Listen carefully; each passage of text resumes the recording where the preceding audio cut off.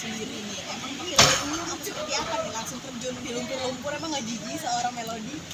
Enggak lah, karena kan emang dari waktu kuliah aku emang terjun ke lapangan karena jurusannya agroteknologi, jadi memang banyak di lapangan juga, jadi ya cukup terbiasa lah sama yang namanya lahan pertanian. Keseruannya apa sih Kak saat mungkin benar-benar turun langsung di sawah gitu?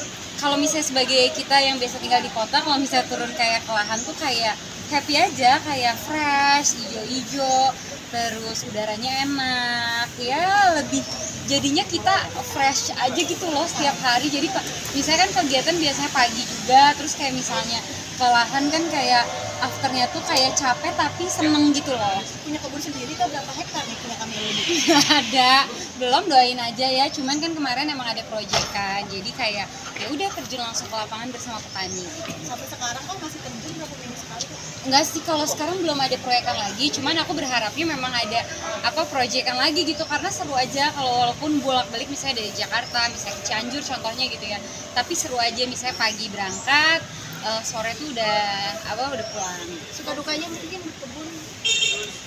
Suka dukanya, kalau sukanya pasti semua orang kalau misalnya yang ngerasain pasti suka sih, karena kan aku juga salah satu orang yang food entusias ya. Kalau misalnya kita suka makan tuh itu kan semua dari bahan pertanian gitu, jadi kayak itu kan happy-nya ya. Tapi kalau dukanya tuh kalau misalnya di lahan ya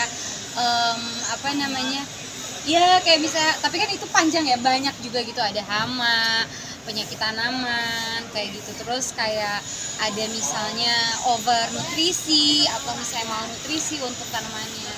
Paling berapa kilo Kak?